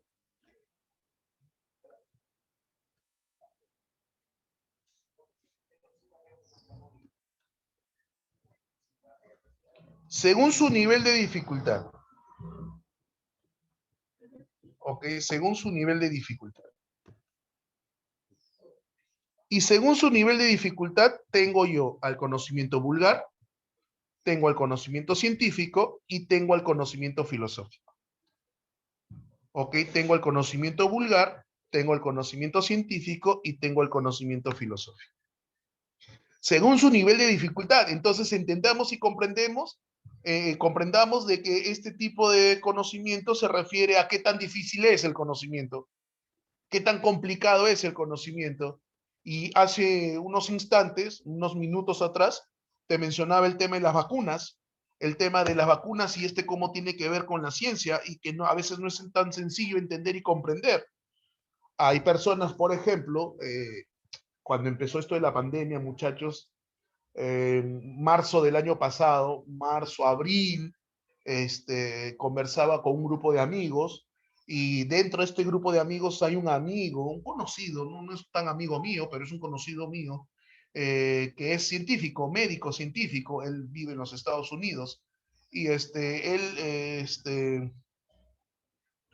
nos reuníamos vía Zoom, ¿no? Vía Zoom y nos mencionaba, ¿no? Se empezaba a hablar de la vacuna, pero él nos decía, por ejemplo, algo que en ese momento nos causó mucho temor, ¿no? De que para que una vacuna sea 100% efectiva debe pasar por lo menos 7 años de investigación, ¿no? Y en ese momento eso, ¡ala! 7 años, vamos a estar así 7 años, que es mientras salga la vacuna. Pero sin embargo, luego él mismo nos explicó, ¿no? Cómo es que se ha avanzado y cómo es que, utilizando términos un poco complejos, nos decía de que ya se había avanzado con el tema de la investigación, puesto que este tema del SARS-CoV o del COVID ya se tenía conocimiento, simplemente había que adecuar algunas cosas. Es por eso que el tiempo se acortaba de 7 años a 1 año aproximadamente para que salga la vacuna, ¿no? Entonces, pero utilizaban unos conceptos que a veces era complicado seguirle el entendimiento, el hilo de la conversación. ¿Por qué? Porque justamente se refería a términos complejos, ¿ok? Y muchas veces nosotros, a veces, nos enfrascamos en conversaciones que no entendemos mucho, ¿no? ¿Por qué? Porque el nivel de dificultad es un poquito más grande, es un poquito más amplio. Conocimiento vulgar. Es el conocimiento que surge de la vida cotidiana de manera elemental. De manera elemental, sencilla, simple. Por ejemplo, mira lo que le pregunta. ¿Qué pasa si tocas el fuego? Ah, pues, me voy a quemar, pues. ¿No es que está ardiendo? Me voy a quemar. Pregunta, para llegar a ese nivel de conocimiento, ¿hay mucha dificultad? ¿Hay mucha complejidad? No. No. Es un conocimiento vulgar. Ahora, entiéndase y compréndase de que cuando decimos vulgar no queremos decir que es obsoleto, no queremos discriminar.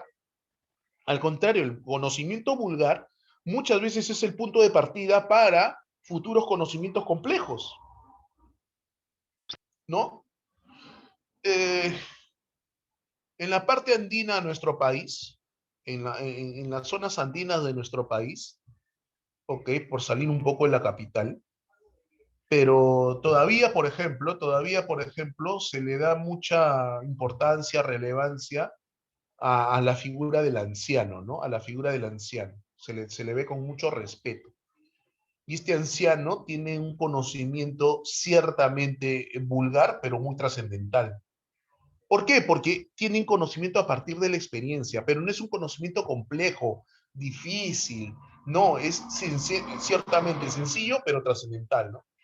Entonces, los antepasados, nuestros ancianos, a los cuales, vuelvo a repetir, en la zona sierra todavía andina de nuestro país se tiene mucho respeto por esta persona, y lo digo porque, lamentablemente, pues, sobre todo en las zonas capitales, de las distintas capitales del país, hasta se les falta el respeto, hasta se les falta el respeto, ¿ok? Y a veces utilizamos, ¿qué vas a saber? Ya estás viejo, ¿no? No, al contrario, pues, al contrario. Su conocimiento es muy, muy rico, ese conocimiento es muy importante. Y ese conocimiento es el cotidiano, el conocimiento del pueblo, del vulgo. A eso se refiere con vulgar, no por discriminar, no porque sea malo, no porque sea insignificante. No, no, no. Pero es un conocimiento simple y sencillo.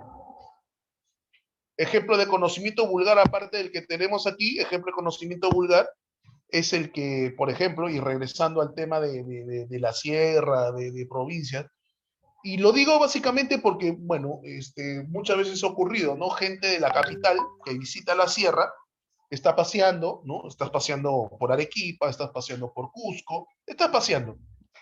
Y alguna vez, en algún momento a mí me ha ocurrido. Estamos paseando, caminando tranquilamente, y de repente la persona que está contigo, que es oriunda de la zona, te dice, uy, vámonos ya, vámonos. ¿Pero por qué? Si está bonito el paseo, hay que seguir caminando. No, no, no, vámonos, vámonos, va a llover, vámonos.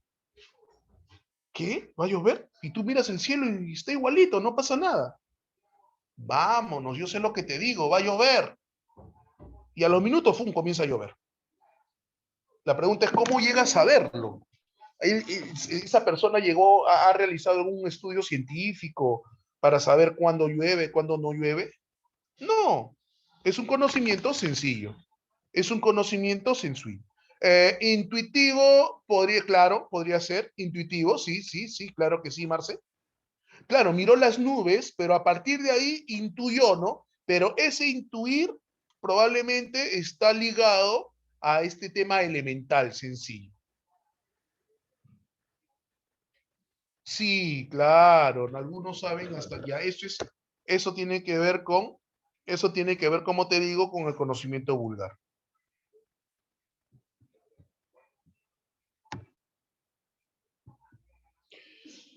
El conocimiento científico, ¿no? El conocimiento científico, o que es el conocimiento especializado, sistematizado y preciso de la realidad.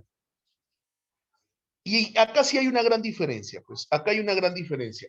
Porque a pesar de que esta persona que diga va a llover y da la casualidad de que efectivamente llueve y en un, no sé, de un 100%, el 85% le atinan a que llueve, pero no es el 100%, pues. O sea, de un 100%, estas personas que dicen que va a llover, en un 80, de ese 100%, en un 85%, ¡pum! Llueve, llueve, llueve. Pero ahí de repente hay un 15% en la cual fallan. Entonces no es un conocimiento preciso, exacto de la realidad. Y si bien es cierto, la gráfica que te voy a colocar, tiene que ver con el método científico, que está ligado obviamente con el conocimiento científico, ¿no? Que son estos pasos, porque la palabra método viene de pasos, procedimientos necesarios para tener ese conocimiento exacto, preciso de la realidad. Pasa primero por la observación, la investigación, el planteamiento de hipótesis, experimentar la hipótesis y luego realizar la base de datos y luego las conclusiones para que sacar leyes o teorías, que no es lo mismo. Entonces, el conocimiento científico, a diferencia del vulgar, es un conocimiento ordenado, sistemático, que sigue ciertos procedimientos necesarios para llegar a conocer la realidad tal como es en un 100%. En un 100%. Lo cual tampoco se da en la realidad. O sea, si somos sinceros, en la realidad tampoco se da, ¿no? Veamos el tema de las vacunas. Veamos el tema de las vacunas. Hay vacunas que tienen un 85% de efectividad, un 90% de otras que tienen 70 y tantos. O sea, tampoco es que sea 100% exacto y preciso.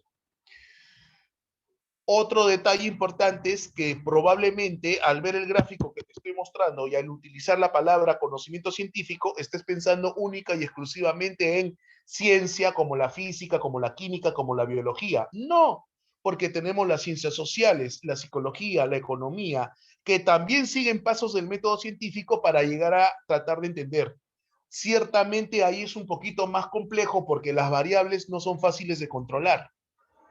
Las variables no son fáciles de controlar. Regreso a las vacunas. Cuando yo trabajo con un tema de vacunas, estoy hablando de factores biológicos, ¿ok? Ahí puedo controlar la cantidad de cierta sustancia mezclada con la cantidad de otra sustancia. Yo puedo ir controlando y manipulando las cantidades exactas y precisas, ¿cierto? Y es por eso que la ciencia dura, y cuando hablo de ciencia dura, me refiero a la física, la química, la biología, dura, ¿ok? Es mucho más certera, sí. Pero cuando yo hablo de psicología, cuando yo hablo de economía, cuando yo hablo de sociología, cuando yo hablo de antropología, ¿cierto? Que son estas ciencias sociales, las variables no son tan fáciles de controlar, pero sigue siendo científico, porque te acerca un poco más a la realidad, pretende reflejarte la realidad tal como es, pero no podemos decir que es 100%, porque en las ciencias sociales las variables son más difíciles de controlar, de manipular. Uno no puede hacer experimentos sociales que reflejen el tema del machismo, ¿no? A ver, con la educación se soluciona el machismo. Manejamos la variable de educación y de repente comprobamos de acá 5 o 6 años de que sigue habiendo machismo, a pesar de que hay una mejor educación. Entonces no era la única variable. Hay distintas variables que intervienen, pero sigue siendo científico. ¿Por qué? Porque para llegar a obtenerlo, ¿ok? O sea, para llegar a entenderlo es un poco más complejo. Entender el fenómeno del machismo, ¿no? Entender el fenómeno del feminismo, por ejemplo, que son temas sociales, pero son complejos, ¿no? En psicología, explicar el aprendizaje, explicar el pensamiento, cómo surge el pensamiento, cómo surge la inteligencia, cómo se desarrolla la inteligencia. Hay distintas variables. Pregunta, ¿me estoy dejando entender? Sí, profesor, todo claro. Ok, entonces, entre el vulgar y el científico, ok, no quiere decir que el vulgar sea malo, lo denigremos, que no sirve, que lo dejemos de lado. No, vuelvo a repetir, importante. El conocimiento vulgar muchas veces es el punto de partida para conocimientos más complejos, como el científico. Porque claro, hace miles de años atrás, nuestros antepasados observaban las estrellas, observaban, y su conocimiento vulgar les hacía decir que, por ejemplo, va a llover y llovía. Ah, qué bacán. Pero después con el conocimiento científico, ok, nos lleva a entender el tema de las estaciones a partir de este conocimiento vulgar, ¿no? A partir de, por ejemplo, saber qué tipo de nubes hay para saber cuáles son las nubes que provocan la lluvia, cuáles no. O sea, es un poquito más certero, más exacto, más preciso. La diferencia entre el vulgar y el científico, el que el científico pretende ser un conocimiento más certero, más exacto, más preciso de la realidad. Y para llegar a ser preciso, exacto, certero, necesita ser sistemático, ordenado. ¿Ok? Necesita ser sistemático, necesita ser ordenado, especializado. En cambio, el vulgar no. El conocimiento filosófico implica un mayor grado de dificultad, más dificultad que el científico, sí, un mayor grado de dificultad. Porque nos ofrece un panorama general de la realidad, es trascendental y problemático. Es trascendental y ¿Sí? ¿Aló? ¿Alguien quiere preguntar algo?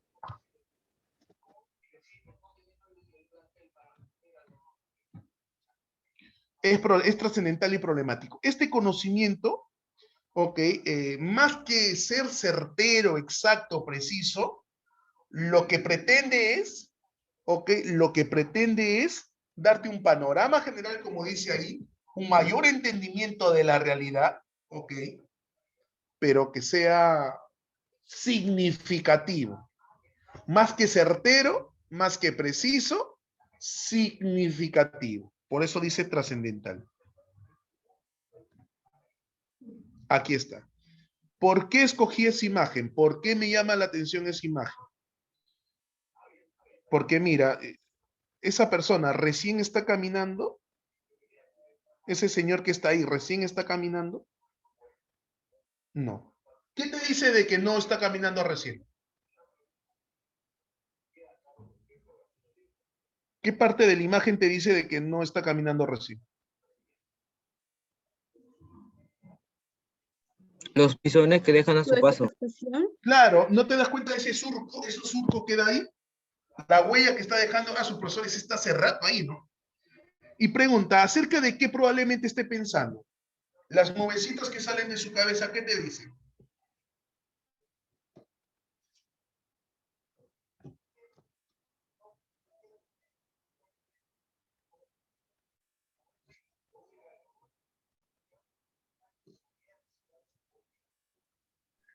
Profesor, ¿tiene Varias que ver cosas. la espada que está al costado o ese es un logo? No. Es un logo, hijita. Ah, Ese ok. es un logo del gráfico, A ver, pienso que está pensando sobre una guerra por la daga. No tiene que ver con la daga, Flavio, no tiene que ver con la daga. Sino que las nubecitas hacen referencia a que como que tiene muchas ideas sobre algo. Preocupaciones. Ya, sobre algo. O sea, podría estar pensando sobre algo, pero distintas. El tema con el conocimiento filosófico, chicos, es que el conocimiento filosófico no es certero y preciso. ¿Por qué? Porque en vez de darte respuestas certeras, lo que hace el conocimiento filosófico es darte más preguntas preguntas que respuestas. El conocimiento científico lo que pretende darte es respuestas exactas y precisas de la realidad, el conocimiento científico. El conocimiento filosófico no. La intención del conocimiento filosófico es trascender, ¿ok? Es trascender en el ser humano, trascender, hacerlo reflexionar acerca de qué es lo realmente importante, qué es lo realmente trascendental, qué es lo que le da sentido a su vida, y entonces empezamos ahí a reflexionar, ¿no? Reflexionar acerca de temas como la vida, la muerte, el sentido del vivir, para qué vivimos, con qué intención estamos acá, ¿ok? Y podemos mencionar posturas existencialistas, por ejemplo, ¿no? Podemos hablar de posturas existencialistas, que los existencialistas filosofan acerca de cuál es la esencia humana, qué sentido tiene el ser humano, y no solamente los existencialistas, ¿no?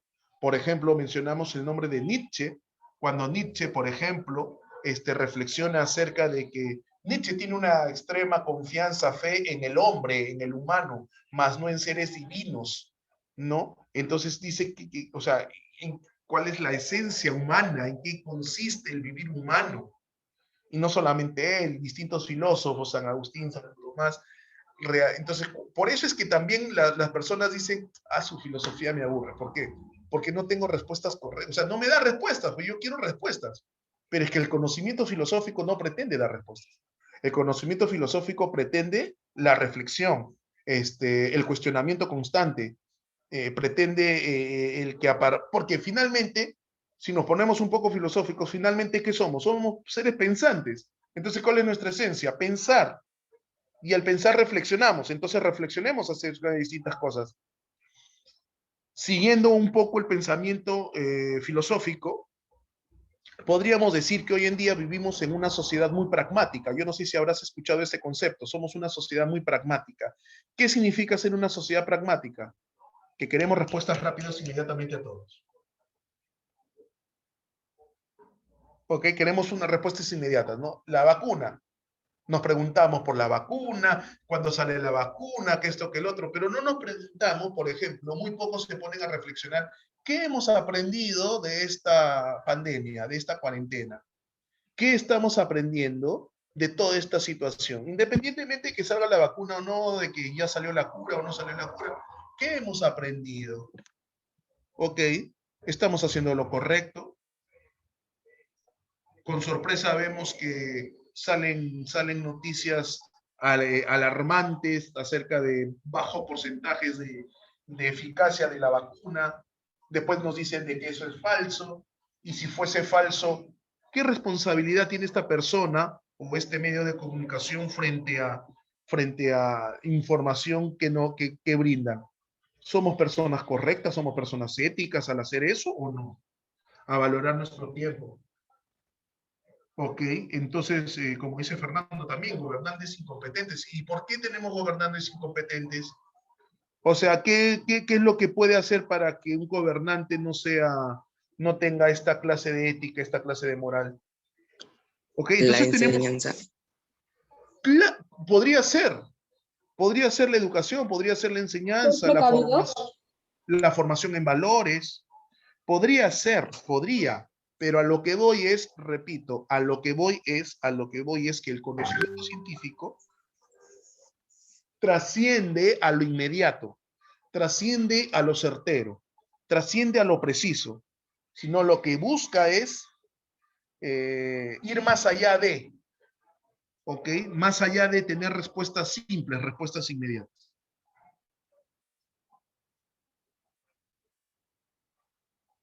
Pregunta, ¿estamos claros hasta acá?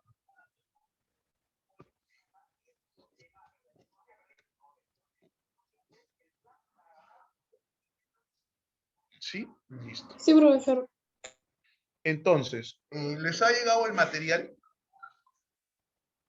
Sí, un PDF. En PDF, acá. Pero sí lo tienen. El material Sí. listo. En el material solamente está el esquema general y las preguntas, ¿cierto?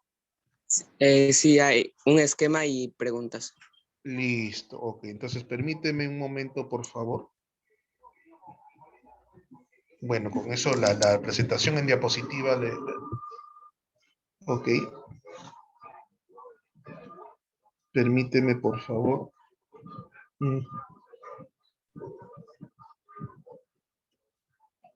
A ver.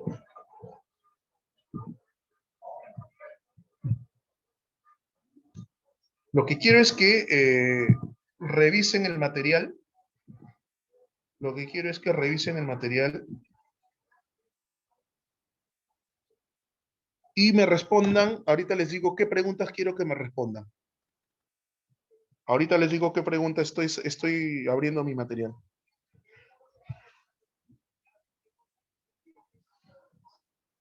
Bueno, para los que tienen el material a la mano, ¿ya? Para los que tienen el material a la mano.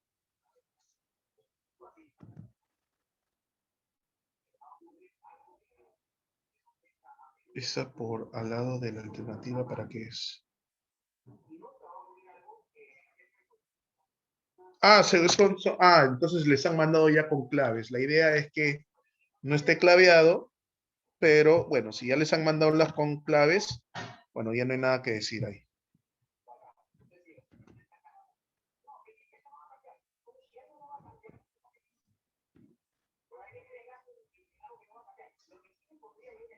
A ver, un ratito, por favor.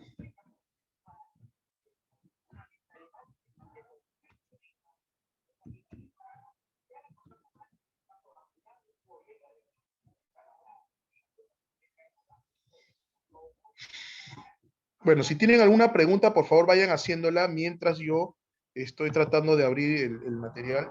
Se me ha trabado acá la máquina. No me permite abrir mi material.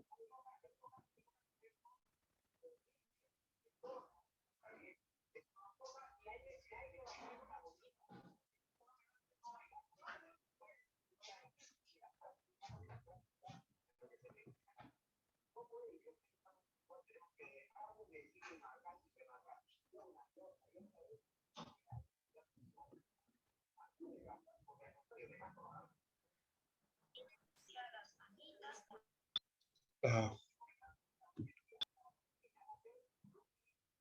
acá está.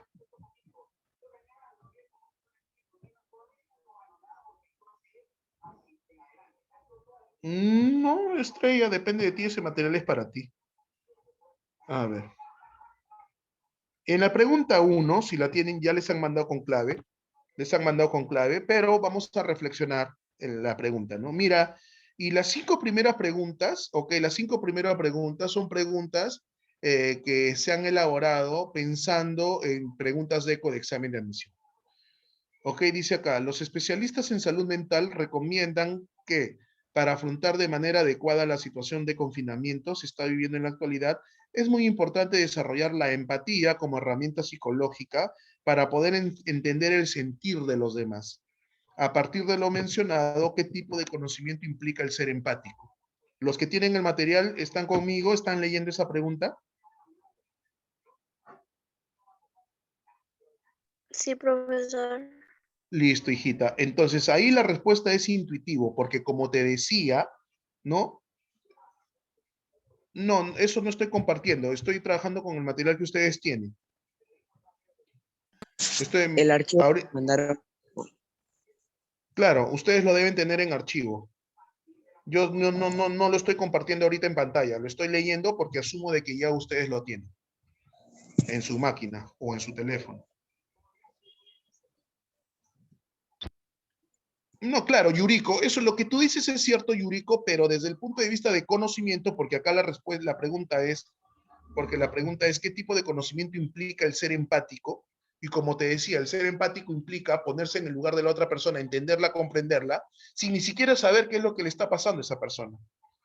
Entonces yo intuyo, por eso la respuesta ahí es intuitiva. ¿Ok? Por eso la respuesta ahí es intuitiva. Dice, en el siglo pasado se logró establecer a nivel del lóbulo prefrontal que a nivel del lóbulo prefrontal existe un grupo de neuronas cuya particularidad era que se activaban cuando el individuo lograba identificarse con la situación vivida por otra persona, de tal manera que podía sentir, entre comillas, lo que la otra persona sentía. A partir de dicho descubrimiento se denominó a dichas neuronas espejo, y se logró establecer una explicación racional del concepto de empatía. ¿Qué tipo de conocimiento se ha utilizado en el enunciado anterior?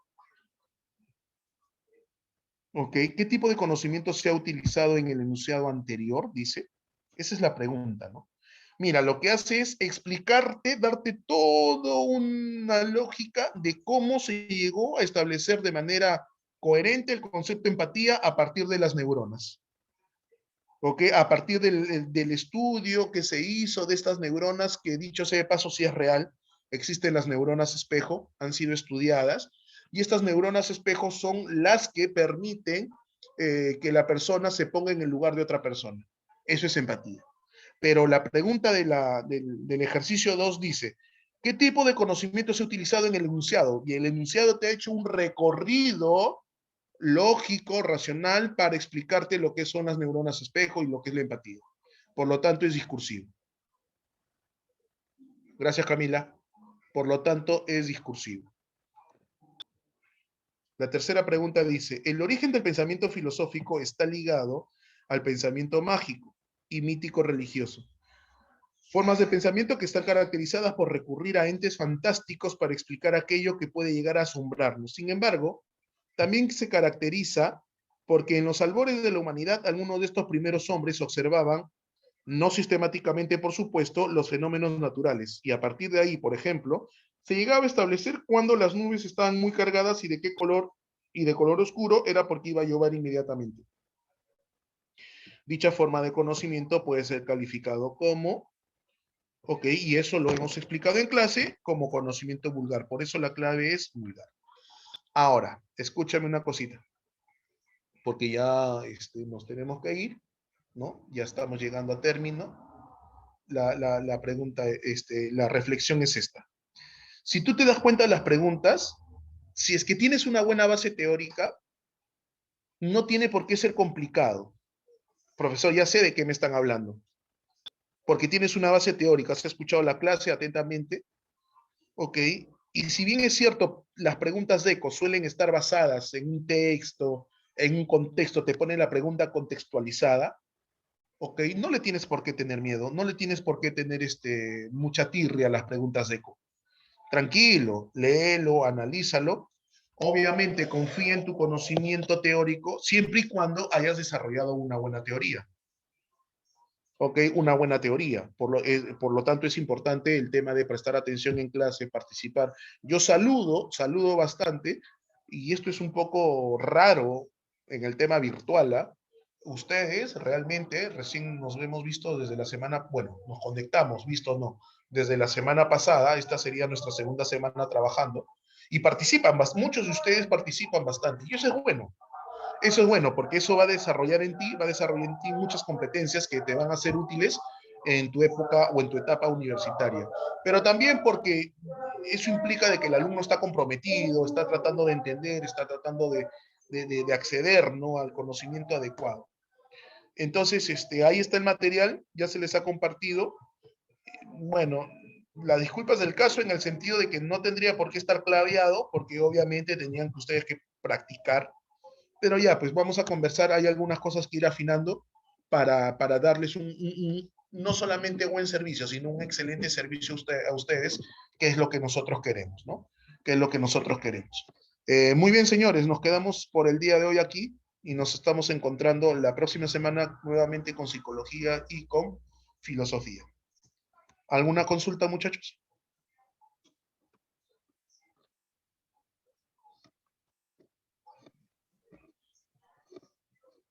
No, profesor, todo. La lechuza en filosofía está relacionada con conocimiento. Con conocimiento, con sabiduría. Por eso coloco la lechuza en el curso de filosofía. Te darás cuenta que en mi diapositiva de psicología tiene otro logo. En el de filosofía tiene la lechuza y en el de psicología tiene pues el cerebro.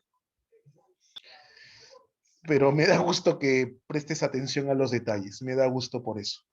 Me da gusto por eso. Sí, esa es la intención. Muchas gracias. Nos vemos la próxima semana. Que tengan una buena semana. Cuídense, por favor. Todavía no estamos libres de este peligro latente. Bye.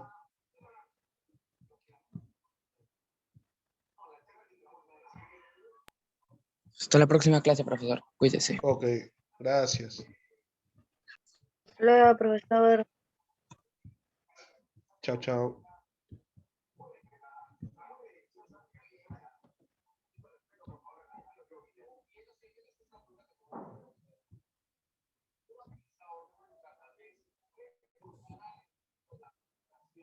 Preguntas, algo nomás, ¿no? ¿Alguien va a ser hospedador? Sí, profesor.